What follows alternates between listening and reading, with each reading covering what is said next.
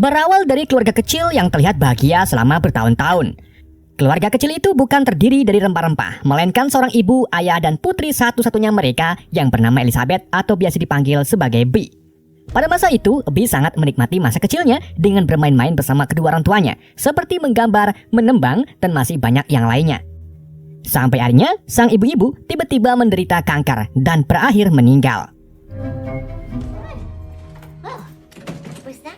Ketika usia Bee menginjak 12 tahun, ia pindah dan tinggal sementara bersama neneknya yang bernama Margaret di apartemennya. Hal ini karena ayahnya sedang dirawat di rumah sakit dan harus menjalani operasi jantung. Sebagai seorang opah, Margaret sengaja membiarkan mainan masa kecil Bee berada di kamarnya. Namun Bee malah minta neneknya untuk menyimpan semua mainannya karena Bee mengaku sudah dewasa.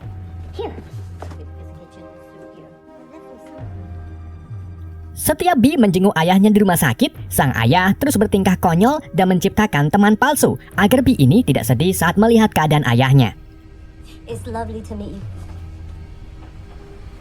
Singkat cerita, di malam harinya saat Bee sedang menonton TV, tiba-tiba ia mendengar suara-suara seperti wibu di dalam kamarnya.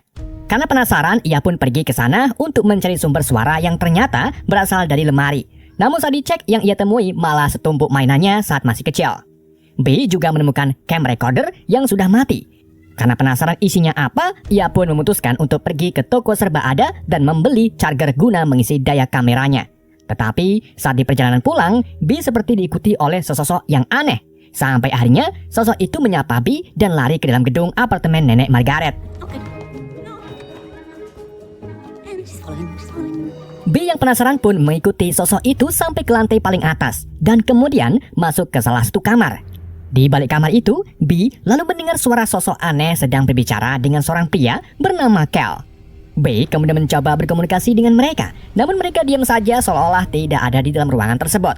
Lalu tak lama kemudian, muncullah penghuni ruangan lain bernama Bu Bagong yang menyuruh Bee agar jangan berisik dan pergi dari tempat tersebut. Di hari berikutnya, Bee kembali mengunjungi ayahnya di rumah sakit. Di saat itulah, Bee kenalan dengan anak laki-laki bernama Benjamin yang dirawat di rumah sakit karena terluka di bagian kakinya. Setelah menjenguk ayahnya, Bee lalu kembali ke apartemen dan melihat rekaman dari cam recorder yang berisi kenangan masa kecilnya bersama ayah dan ibu. Tapi di saat itu juga, Bee tiba-tiba mendengar suara dari luar ruangan. Jadi ia pun mengikuti suara itu dan mendapati Cal bersama sosok kemarin yang diketahui bernama Blossom sedang berjalan keluar dari gedung. Bee lalu langsung mengikuti mereka dari belakang hingga mereka sampai di suatu rumah. Di sini, Cal kemudian masuk secara diam-diam ke kamar tidur seorang anak kecil untuk memanggil temannya, yaitu Blue. Ternyata Blue ini merupakan teman khayalan dengan badan raksasa dan berbulu berwarna ungu. Kemunculan Blue di kamar anak kecil itu dengan harapan kalau anak itu akan menjadi temannya. Tapi sayangnya, anak kecil ini tak bisa melihat keberadaan Blue. Ketika Cal mencoba membantu Blue untuk keluar, Blue tiba-tiba bersin dengan keras sehingga membangunkan anak kecil tersebut. Sedangkan Cal langsung bersembunyi di bawah tempat tidur. Setelah keadaan mereda, Cal membantu Blue keluar dari kamar dan melihat Bee sedang menatapnya. Bee juga kembali melihat Blossom yang menyapanya sehingga membuatnya shock dan langsung pingsan. Tak lama kemudian, Bee terbangun di apartemen Cal dengan ditemani oleh Blue serta Blossom. Meskipun sedikit tidak percaya dengan apa yang dilihatnya, tetapi Blossom menjelaskan kalau mereka adalah teman khayalan yang biasa disebut sebagai Eve. Teman khayalan bisa diartikan sebagai sosok yang dibuat oleh imajinasi seorang anak-anak. Blossom lalu mengungkapkan kalau mereka sedang dalam misi membantu agen perjodohan untuk mempertemukan Eve dengan anak yang dulu pernah berteman ataupun anak baru yang akan menjadi temannya. Atau jika tidak, maka Eve akan terlupakan dan lenyap begitu saja. Blossom juga mengungkapkan kalau sebelumnya Blue memang memiliki teman, namun anak itu kini tumbuh dewasa dan mungkin tidak membutuhkan Blue lagi. Dikarenakan Bee kini sudah siuman, Cal pun menyuruhnya untuk pulang. Keesokan harinya seperti biasa, Bee pergi ke rumah sakit untuk mengunjungi ayahnya. Tapi sebelum ke kamar ayahnya, ia mampir ke kamar Benjamin yang sedang ngising. Disitulah Bee menemukan figur mainan naga yang merupakan mainan favorit Benjamin. Singkat cerita, saat Bee berkeliling untuk membeli makan, ia tak sengaja melihat Blue sedang berjalan-jalan di sekitar rumah sakit. Jadi Bee pun mengikutinya dan mendapati Blue sedang berada di tumpukan kain. Bill lalu membantunya keluar dari tumpukan kain itu secara diam-diam karena orang-orang yang melihatnya mungkin akan terheran-heran karena menganggap Bill sedang berbicara sendirian. Dan benar saja, kejadian itu dipergoki oleh Benjamin yang mengira Bill sedang berbicara dengan dinding. Bill kemudian membawa Blue kembali ke tempat Cal. Blue lalu mengungkapkan kalau ia mengikuti B karena B merupakan yang terpilih untuk menjadi agen perjodohan antara Eve dengan anak-anak baru agar para Eve tak lenyap. Hal ini dikarenakan B mampu melihat Blue dan Blossom yang secara teori Elon Musk, satu karakter imajinasi hanya bisa dilihat oleh satu orang yang berimajinasi karakter tersebut. Dan di sini B mampu melihat dua karakter sekaligus. Jadi B bisa diartikan bukan orang sembarangan. Awalnya B enggan dan takut untuk bergabung, namun akhirnya ia setuju untuk bergabung dengan Cal. Keesokan harinya, Cal membawa B ke Pulau Kone di mana Memoryland Retirement Home berada. Tempat wahana ini merupakan kumpulan sebuah komunitas pensiunan khusus Eve.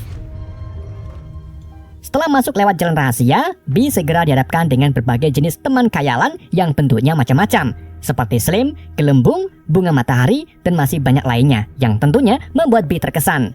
Oh my God. Cal lalu membawa B bertemu dengan Eve Kayu guru seni yang langsung menyadari kalau B ini adalah yang terpilih. Jadi, ia pun menyuruh mereka untuk menemui Lewis. Saat pergi menemui Lewis, Cal bertemu dengan Eve Cosmo yang merupakan karakter detektif. Ia juga bertemu dengan Cat, sosok Eve tak kasat mata yang sangat suka membuat orang terjatuh. Keduanya lalu bertemu dengan Lewis yang merupakan boneka beruang tua yang mengenali B dengan nama aslinya yaitu Elizabeth.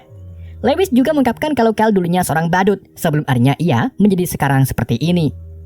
Lewis lalu memberitahu B kalau tempat ini bisa menjadi apa saja yang B inginkan dan caranya hanya dengan imajinasi saja. B pun mulai memainkan imajinasinya dan merubah tempat ini sedikit demi sedikit menjadi lebih hidup.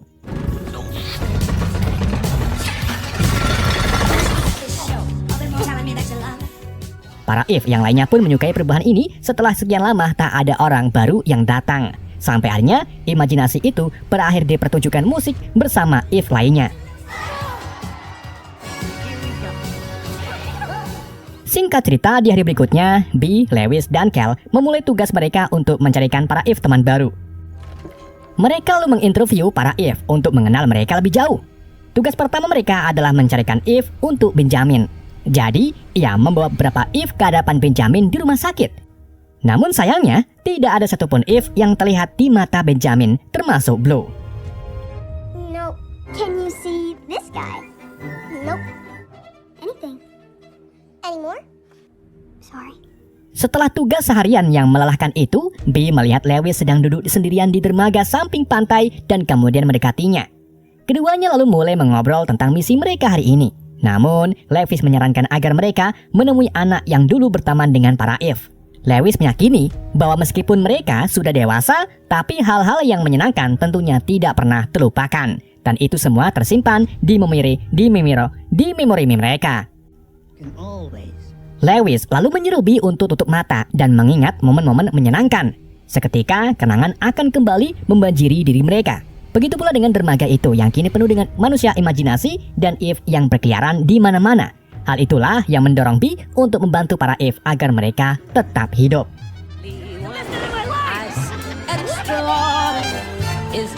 Di hari berikutnya, B dan neneknya kemudian makan bersama sambil mengobrol-ngobrol.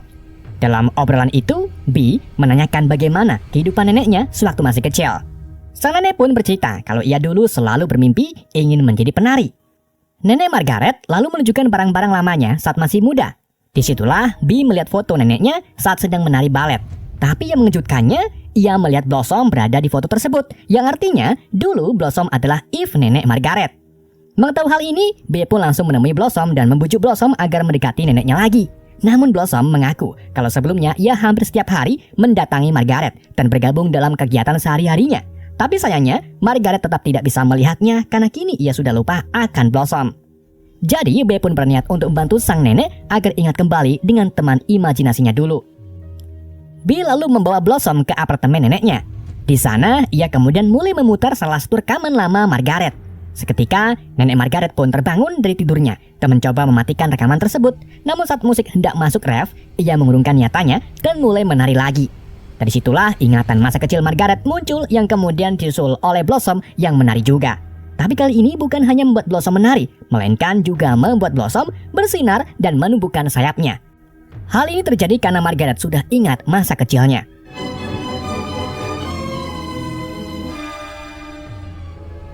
Keesokan harinya, salah satu Eve yang berpenampilan seperti detektif yang disebut sebagai Cosmo datang menemui Bee dan membantu membawa file tentang Jeremy, yaitu anak yang dulu berteman dengan Blue. Jadi, Cal, Bee, dan Blue mulai mencari dan mengikuti Jeremy yang saat itu mau interview kerja. Tapi saat dilihat, Jeremy kini tumbuh menjadi dewasa yang penuh dengan kecemasan. Saat ada kesempatan, Blue kemudian mengikuti Jeremy ke toilet. Namun bukannya memiliki kontak dengan Jeremy, Blue malah bersin sangat kencang hingga mengagetkan Jeremy dan menumpahkan kopi miliknya. Jadi percobaan pertama pun gagal. Tapi mereka tak menyerah dan dari situlah Bee mengingat kalau masa kecil Jeremy sangat suka sekali dengan roti croissant.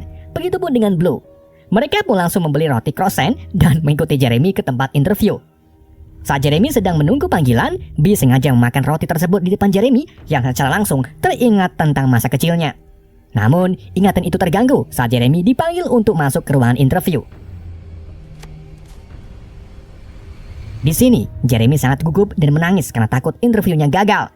Namun Blue mencoba menenangkannya dengan meletakkan tangannya di bahu Jeremy. Dan ternyata, hal itu membuat Blue kembali bersinar karena sekarang Jeremy sepertinya mengingat Blue. Tidak cuma itu, Jeremy juga tak lagi gugup untuk masuk ke ruang interview. Setelah itu, Blue pun memeluk Bee sebagai tanda terima kasih karena sudah membantunya kembali menemukan Jeremy. Tak lama kemudian, Bee kembali ke rumah dan mendapati Margaret yang dari tadi sudah menunggunya. Si nenek lalu memberitahu kalau keadaan ayahnya Bee sedang tidak baik-baik saja karena mengalami komplikasi setelah operasi besar. Mendengar hal ini, Bee pun langsung mendatangi Cal dan mengungkapkan kalau ia takut untuk kehilangan orang yang disayanginya lagi. Jadi Cal menenangkan Bee dan meyakinkan Bee kalau semuanya akan baik-baik saja. Cal juga menyarankan Bee untuk menceritakan sebuah cerita kepada ayahnya agar sang ayah tenang. Selang tak lama, Bee dan neneknya pun akhirnya sampai di rumah sakit dengan ditemani oleh para Eve. Bee sambil menangis kemudian duduk di samping ayahnya dan mulai menceritakan kisah tentang dirinya. Di mana Bee mengungkapkan kalau untuk saat ini dirinya menutup diri setelah kehilangan ibunya. Jadi untuk kali ini Bee memohon agar ayahnya tetap hidup karena ia masih membutuhkannya. Tak lama kemudian ayah Bee pun bangun dan mengatakan kalau cerita Bee sangatlah bagus. Dengan kegirangan, Bee pun keluar ke ruangan untuk menemui sang nenek dan menyampaikan kalau ayahnya sudah siuman dan kini ia baik-baik saja. Tapi di saat yang sama, Bee menyadari kalau para Eve yang dari tadi di rumah sakit semuanya menghilang. Begitu pula dengan Cal yang menurutnya sebagai manusia. Di hari berikutnya, Bee ingin mengucapkan terima kasih ke Cal dengan membawa kue lapis legit rasa blackberry. Tapi saat ia sampai di depan rumahnya dan berapa kali ketok pintu, tak ada yang membukakan pintunya. Sampai akhirnya, Bu Bagong yang berada di kamar sebelah muncul lalu mengungkapkan kalau selama ini ruangan itu kosong dan tak berpenghuni. Hal itu pun membuat Bee sangat shock. Dan benar saja, saat dibuka kamarnya, kamar itu terlihat lebih kecil serta berantakan. Tidak seperti yang biasa Bee lihat. Singkat cerita, beberapa hari kemudian, ayah Bee akhirnya sudah pulih dan keluar dari rumah sakit. Yang artinya, ia harus meninggalkan apartemen nenek-neneknya dan kembali ke rumahnya bersama sang ayah. Ketika Bee sedang berkemas-kemas memasukkan barang ke dalam mobil ayahnya, salah satu barang berupa box warna pink terjatuh dan mengeluarkan banyak sekali barang-barang dan mainan milik Bee sewaktu masih kecil. Saat Bee menata kembali barang-barang tersebut, ia tak sengaja menemukan gambar ibu, ayah, dan dirinya yang ia lukis waktu kecil. Namun, yang membuat salah fokus, di samping kertas tersebut, ternyata ada gambar imajinasi Bee dulu yang ternyata adalah badut, dan badut itu dinamai Calvin oleh Bee. Dari situlah Bee ingat saat Lewis pernah bilang kalau Cal dulunya badut dan membuatnya sadar kalau Cal selama ini adalah Eve-nya yaitu Calvin. Mengetahui hal ini, Bee pun langsung lari kembali ke kamar atas di mana Cal biasanya berada. Dan seperti yang kita duga, kalau kamar itu memang tidak berpenghuni. Namun, Bee berusaha menutup matanya dan mengingat kembali tentang kenangannya. Seketika, semua Eve serta Cal pun kembali di depan matanya. Bee kemudian mengucapkan terima kasih ke semuanya sebagai salam perpisahan sebelum ia pergi. Tak lupa, Bee juga memeluk Cal sehingga membuat tubuh Cal menyala. Bee serta ayahnya kemudian pergi menggunakan mobil. Sedang nenek Margaret hanya melihat dari belakang dan berharap keduanya baik-baik saja. Setelah itu si nenek melihat ke arah Blossom dan mulai berbicara dengannya, yang tentunya ini membuat Blossom kegirangan. Di dalam kredit, menampilkan Carol yang berkeliling membawa Eve lain untuk menemui orang-orang yang dulu berteman saat masa kanak-kanaknya. Seperti Cosmo yang bertemu dengan teman lamanya di toko serba ada. Sementara Eve dengan bentuk unicorn bertemu dengan teman lamanya yang merupakan resepsionis di tempat kerja Jeremy. Lalu, Eve berbentuk Dino yang berbentuk pink bertemu dengan teman lamanya yang ternyata adalah perawat yang merawat ayah Bee. Kemudian Benjamin yang akhirnya mendapatkan Eve-nya yang berbentuk naga. Tak hanya itu, ayah Bee juga bertemu dengan Eve-nya yang tak kasat mata bernama Cat saat ia kembali ke rumahnya dan tersandung oleh Cat. Dan film pun berakhir. Hey, Keith.